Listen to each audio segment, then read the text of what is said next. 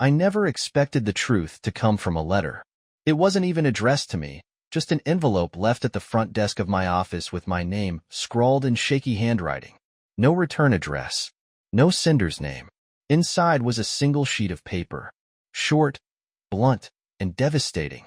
Your wife is cheating on you for money. She uses her charm, lies, and manipulation to take what she wants from men. It's not love. It's a transaction. You deserve to know the truth.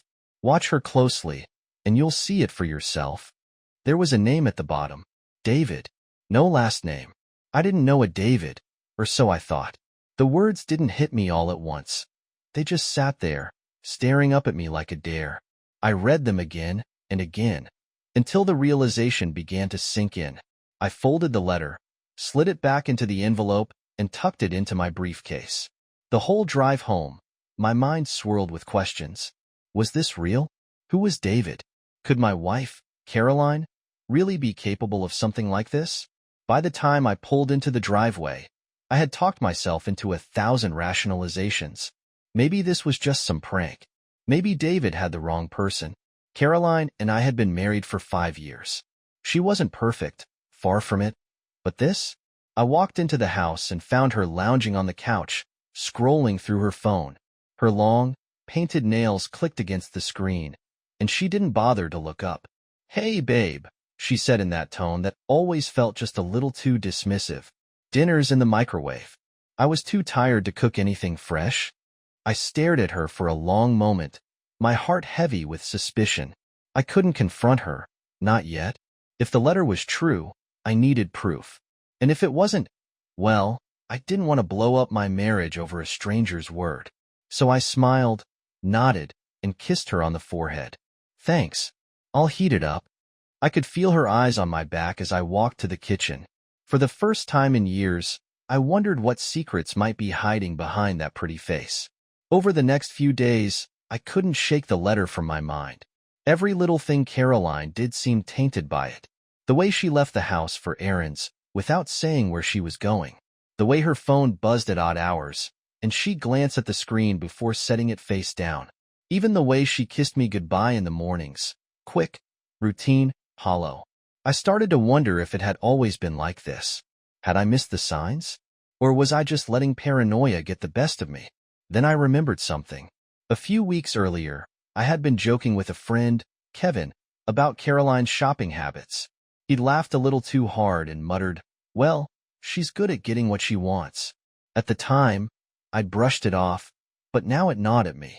Did Kevin know something I didn't? I called him up that evening. "Hey, man," I started casually. "Got a minute?" "Sure," Kevin said, though I could hear hesitation in his voice. I didn't dance around it. "Have you heard anything about Caroline? Anything unusual?" There was a long pause on the other end of the line. Then Kevin sighed. "Look, I wasn't going to get involved, but since you're asking, yeah, I've heard things. Nothing concrete, but there's been talk. A guy we know mentioned her name once, said she's got a side hustle. If you know what I mean." "A side hustle?" I repeated, my stomach dropping. "Yeah, the kind that involves rich guys and hotel rooms." I didn't believe it, but, he stopped himself. "You deserve to know the truth, man. Look into it. That's all I'm saying." I hung up the phone, my hands trembling. That night, as I lay in bed beside Caroline, listening to her soft breathing, I made up my mind. If there was even a shred of truth to what Kevin and the letter had said, I needed to find out. But I wasn't just going to confront her.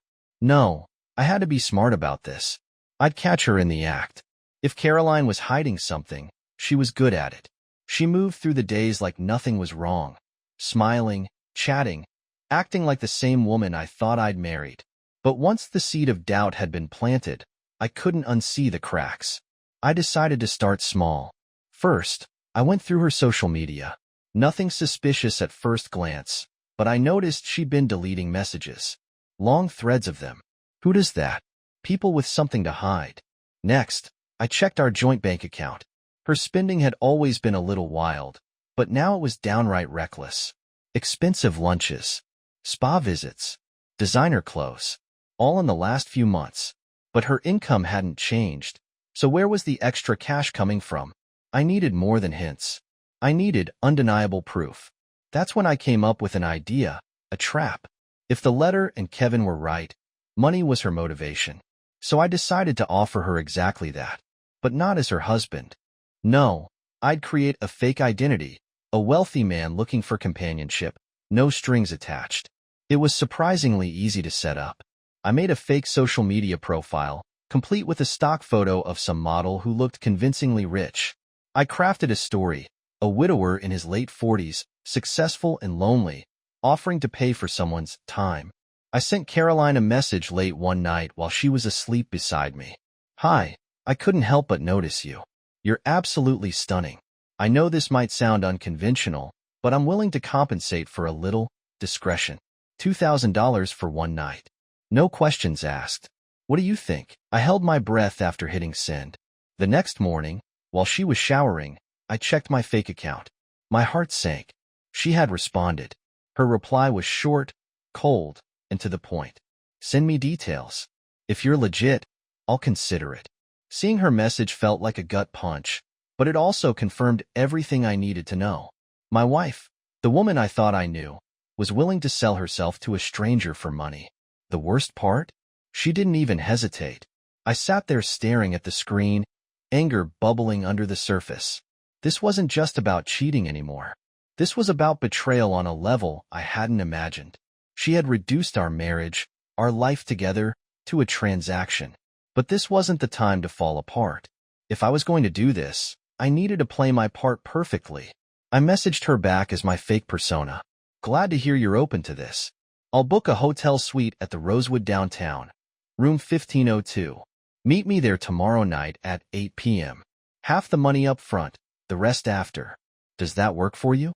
She responded within minutes. "Fine. I'll be there." No questions. No hesitation. It was just business to her. That evening, as she sat across from me at the dinner table, scrolling through her phone, I watched her closely. She didn't even flinch when I asked about her plans for the next day. "Probably just running some errands," she said, her tone light and dismissive. "Why?" "Just curious," I replied, keeping my voice steady. "You've been so busy lately. Thought maybe we could do something together." She laughed, a hollow sound. "Another time. You know how it is." I nodded and forced a smile. Inside, I was boiling. The next day, I took off work early to set the stage. I booked the hotel suite myself, using my real name, and made sure to pay in cash. I didn't want anything traceable. At 7:30 p.m., I arrived at the hotel. The room was elegant, understated, the kind of place Caroline would appreciate. I left a thick envelope on the table, stuffed with fake bills I'd printed at home. It looked real enough at a glance, but it was nothing more than a pile of counterfeit paper. Then, I waited. At 8:05 p.m., the door opened, and there she was. Caroline walked in wearing a black dress I'd never seen before. It clung to her figure in a way that screamed seduction, paired with heels that made her legs look endless. Her makeup was flawless, her lips painted a deep red that I used to love. Now, it just felt cheap. She didn't see me at first. Her eyes scanned the room, likely expecting a wealthy older man waiting for her. She spotted the envelope on the table and walked over, picking it up and thumbing through the bills. "Looks legit," she muttered under her breath. That's when I stepped out from the corner where I'd been standing, just out of sight. "Does it?" I said calmly. She froze. For a second, it was as if she couldn't process what she was seeing. Then her head snapped toward me, her face a mixture of shock, rage, and, was that fear? "What the hell are you doing here?" she hissed, clutching the envelope like it was her lifeline. "I could ask you the same thing," I replied, my voice cold and even. Funny though, I didn't realize my wife was in the business of selling herself. Her expression hardened instantly. She dropped the pretense of surprise and switched to anger. "You set me up. You're such a pathetic asshole. Is this how you get your kicks? Spying on me? Playing little games?" I took a step closer, forcing her to meet my eyes. "You did this, Caroline. Don't you dare try to flip this on me. I gave you everything, and you threw it away. For what? A quick payday?" Her laugh was sharp and bitter. "Oh, please, don't act like you're some saint. You never gave me everything. You barely even paid attention to me. You're boring, predictable, and cheap. Her words hit like knives, but I didn't let them show. I'd expected her to lash out, to deflect. This wasn't about me. This was about exposing who she really was. Is that why you do this? I asked. Because you're bored? Or is it just the money? She smirked, tossing the envelope onto the table. Why does it matter? You're not man enough to stop me, and you never were. I stared at her, my blood running cold. The woman I had loved for years, the one I had built a life with, wasn't standing in front of me anymore. Or maybe she never was. Maybe this had always been who she was, and I'd just been too blind to see it. Maybe you're right, I said quietly. Maybe I wasn't man enough. But I'm done playing your fool, Caroline. She scoffed. Oh, grow up. What are you going to do? Cry about it? Good luck finding someone better than me. I smiled, a slow, deliberate smile that made her falter for just a second. Oh, don't worry. I've got plans. And you're going to love how this ends. Caroline didn't know what to make of my smile. For once, she looked uncertain. But she quickly brushed it off with a roll of her eyes and grabbed her purse. I don't have time for your dramatics, she snapped, heading for the door. Not so fast, I said, stepping in front of it. We're not done here. Her hand went to her hip, her usual gesture when she thought she had the upper hand. Move or I'll scream. I laughed, low and steady. Go ahead. I'd love for someone to walk in and hear why you're here. Should I tell them you came for a business transaction? She froze, her bravado cracking for a moment. She knew I had her cornered, and for once, she didn't have a snappy comeback. I kept my voice calm, controlled. Sit down, Caroline. I think we need to talk. After a tense pause, she sighed and dropped her purse on the table. Fine. Talk. I didn't sit. I wanted her to feel the weight of my presence looming over her. Do you even feel an ounce of guilt for what you've done? For throwing away our marriage? She crossed her arms, her lips curling into a sneer. Oh, please. Don't act like I'm the only one to blame. You're the one who's been coasting through this relationship, treating me like some houseplant you water every now and then. Maybe if you'd paid more attention, I wouldn't have had to look elsewhere. I nodded slowly, as if considering her words. You know, Caroline, I might have believed that once. Maybe I'd even blame myself. But now, I see you for what you are. A manipulative, selfish liar who will do whatever it takes to get what she wants. Her eyes narrowed. What are you going to do? Divorce me? Take your little victory lap and tell everyone I'm the bad guy? Go ahead. I'll still land on my feet. I chuckled softly. Oh, I'm not going to divorce you. Not yet, anyway. That would be too easy. See, Caroline, you didn't just cheat on me. You insulted me, lied to me, and tried to make me feel like I was the problem. But here's the thing. You've underestimated me. I'm not just going to walk away. I'm going to make sure you lose everything you've schemed for. For the first time, real fear flickered across her face. What are you talking about? You'll see, I said, my voice icy. But first, you're going to have a taste of what it feels like to be blindsided, just like you did to me. Caroline stormed out of the hotel room, slamming the door behind her. But I wasn't angry anymore. If anything, I felt a calm resolve. I'd played the fool for too long, but now the game was mine to control. After Caroline stormed out of the hotel room, I stayed behind, sitting in the silence. My mind wasn't racing anymore. For the first time since this nightmare started, everything was clear. Revenge wasn't going to come in a burst of anger or a dramatic showdown. No, this would be calculated, precise, and cold. I spent the next few days methodically gathering evidence. If Caroline thought she could lie her way out of this, she was about to learn otherwise. First, I started with her phone. I didn't need to break into it. I already knew her passcode. I waited until she was asleep one night and quietly retrieved it from her nightstand. My heart pounded as I scrolled through her messages. It didn't take long to find what I was looking for. Dozens of texts with different men, some flirty, some outright transactional. One thread stood out, a conversation with a man named Greg. From the context, it was clear she'd been meeting him regularly, and he was paying her well for her services. I took screenshots of everything and emailed them to myself. Then I checked her photos. Hidden among harmless selfies and pictures of cocktails were several photos I hadn't seen before. Risque, provocative shots she'd clearly sent to these men. I copied those too. Next, I moved on to our finances. Caroline and I had a joint bank account, but she also had a separate account she thought I didn't know about. She'd used it a few times to transfer money to herself, probably thinking I wouldn't notice. But I had. With a little digging, I accessed her account online.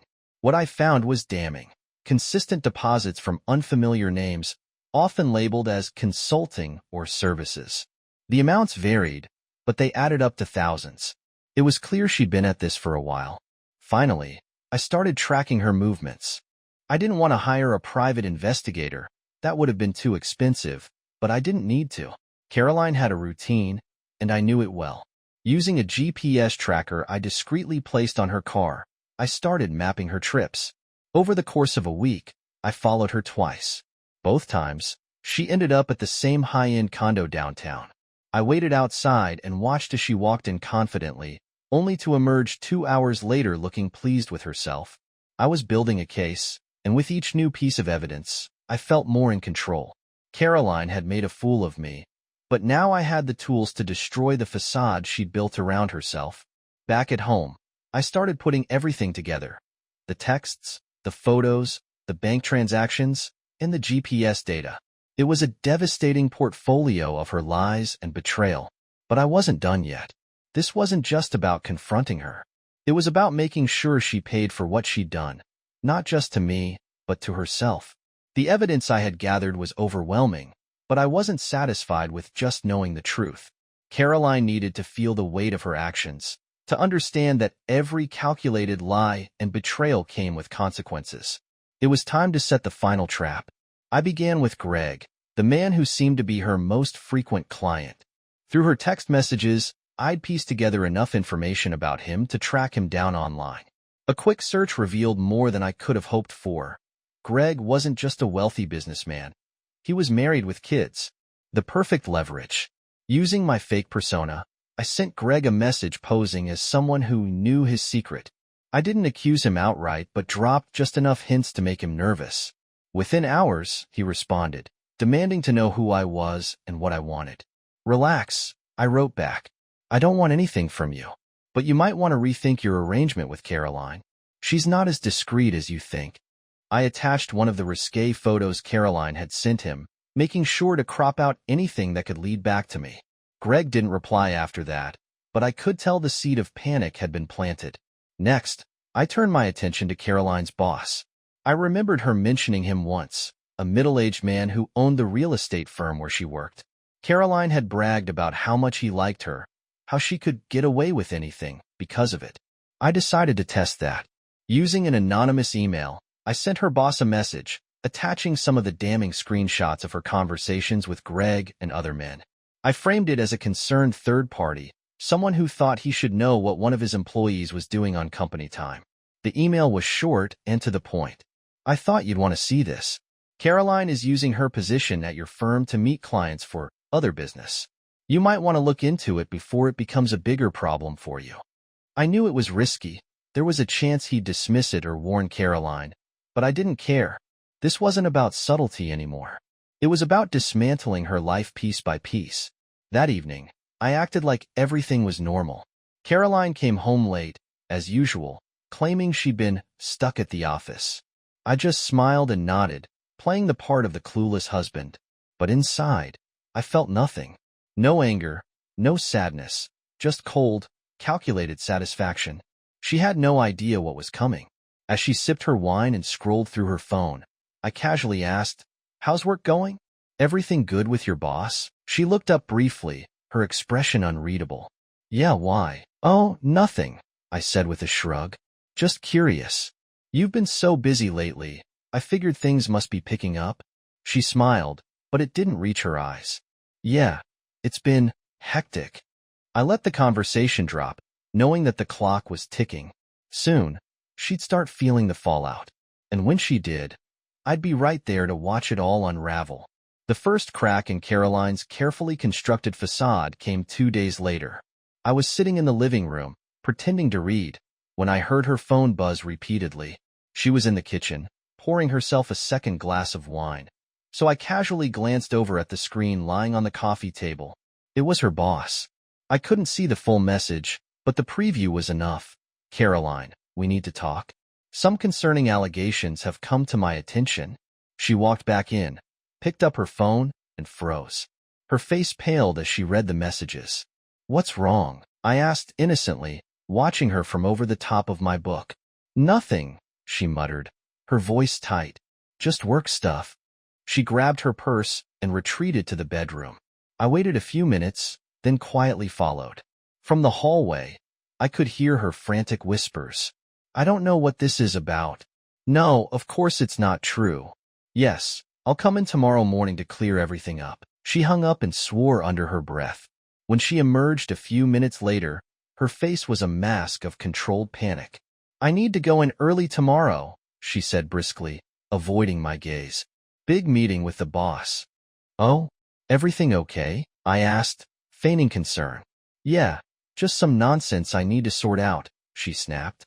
I nodded, hiding my satisfaction. The wheels were already in motion. The next day, Caroline left the house early, dressed to impress. I waited until she was gone before checking the GPS tracker on her car. Sure enough, she drove straight to her office. I couldn't help but wonder what kind of explanation she'd try to spin for her boss. By noon, she still hadn't returned. I figured she'd be gone most of the day, so I used the time to set up the next stage of my plan. I sent another anonymous email, this time to Greg's wife. I think you deserve to know what your husband has been up to. He's been meeting with a woman named Caroline. Attached are screenshots of their conversations and a few photos she sent him. I'm sorry to bring this to your attention, but you deserve the truth. I included the screenshots and photos, carefully removing anything that could link the email back to me. Once it was sent, I sat back and waited. By the time Caroline came home that evening, she looked drained. She barely said 2 words to me, heading straight for the shower. When she finally sat down at the dinner table, I noticed her glass of wine shaking slightly in her hand. Tough day? I asked, keeping my tone light.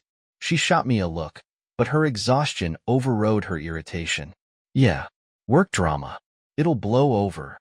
I smiled, knowing full well it wouldn't. Later that night, I got my confirmation. Greg's wife had replied to my email. Thank you for telling me. I had my suspicions, but I didn't have proof until now. I don't know who you are, but you've saved me from wasting any more time on that man. I'm leaving him. One more domino had fallen. The next morning, Caroline's day started unraveling before she even finished her coffee. She was seated across from me at the breakfast table, her phone buzzing incessantly. Each time she glanced at the screen, her expression grew more tense. Something wrong? I asked casually, sipping my coffee. Work emails, she muttered, though her hand gripped the phone tightly. Nothing you need to worry about. Her mood turned worse when a call came through. She stepped away to take it, but her sharp tone carried into the hallway. What do you mean they're pulling the deal? I was handling that account perfectly. No, she stopped abruptly, her voice dropping to a frantic whisper. When she came back, her face was pale, her lips pressed into a thin line. She sat down without a word, ignoring her untouched breakfast. Bad call? I asked. Just a client being difficult, she snapped, not meeting my eyes. It was a lie. I could see it in her face, the same way I had seen her lie 100 times before. But I didn't press. I didn't need to. Later that afternoon, I decided to check on Greg's situation. A quick look at social media told me everything I needed to know. His wife had wasted no time. She'd already posted an announcement. After years of loyalty and sacrifice, I've discovered the truth about my husband's betrayal. I won't stay in a marriage built on lies. It's time to move forward on my own terms. The comments were full of support and sympathy, but buried within them was a single reply from Greg himself. Please, let's talk about this privately. I can explain. I laughed to myself. There was no explaining his way out of this one. By the evening, Caroline was on edge. She paced around the living room, snapping at me over the smallest things. Her phone buzzed every few minutes, and each time she checked it, her expression darkened. What's going on with you? I finally asked, feigning concern. You've been acting strange all day. I'm just stressed, okay? She snapped. Work is a mess, and I don't need you grilling me right now. I leaned back in my chair, keeping my tone calm. I'm just trying to help. You don't have to take it out on me.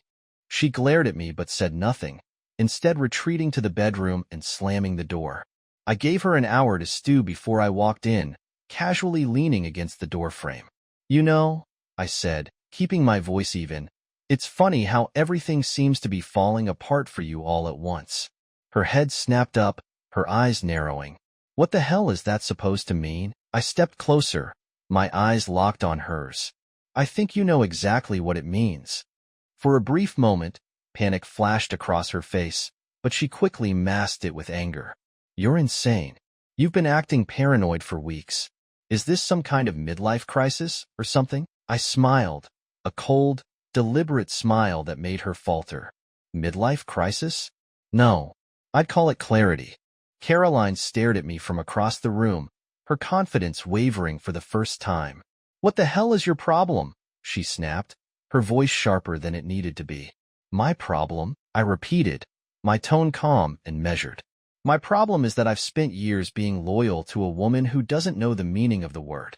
My problem is that I trusted you, and you've been lying to my face this entire time. Her jaw tightened, but she forced a laugh. Oh, so that's what this is about? You think you're some kind of detective now? You don't have proof of anything? I reached into my pocket and pulled out my phone. Oh, but I do, Caroline. Would you like to see it? Her face paled, and for a moment, she looked like she might crumble. But then she straightened, her defiance flaring back to life. You're bluffing. I walked over to her and set the phone on the nightstand, swiping through the folder of evidence I'd compiled. Screenshots of her texts with Greg and other men. Bank transactions from her secret account. Photos. GPS data. Still think I'm bluffing? I asked, my voice cold. She grabbed the phone, scrolling through the images with shaking hands. You went through my things, she hissed, her voice cracking. You're a goddamn psycho. Don't even try to flip this on me, I snapped, my control slipping for the first time. You did this, Caroline. You made this mess. And now you're going to live with the consequences. Her eyes flashed with desperation, and she took a step closer. Listen, I can explain. No, you can't. I cut her off. Don't insult me by pretending this is something it's not. You lied to me, you cheated on me, and you turned our marriage into a joke. But I'm done being the punchline. She opened her mouth to speak, but I raised a hand to stop her. Here's how this is going to go, I said, my tone icy. You're going to pack your things and leave. Tonight. I don't care where you go, but you're not staying here. Her defiance crumbled into panic. You can't just kick me out. This is my house too. I laughed, low and bitter. Actually, it's not. I already spoke to a lawyer. You'll be served with divorce papers by the end of the week. And since this house was bought with my money, you'll be lucky to leave with the clothes on your back. Her face twisted with rage, and she lunged forward, slapping the phone out of my hand. You bastard, she screamed. I didn't flinch. I simply bent down, picked up the phone, and stared at her. You have until midnight to leave, I said quietly. If you're not gone by then, I'll call the police and show them all of this. Caroline stood there, shaking with anger and humiliation, but she didn't say another word. Hours later, I watched from the living room as she dragged her suitcases out to the car. She didn't look back. As the doors slammed shut behind her, I finally felt the weight lift off my chest. For the first time in years, I was free.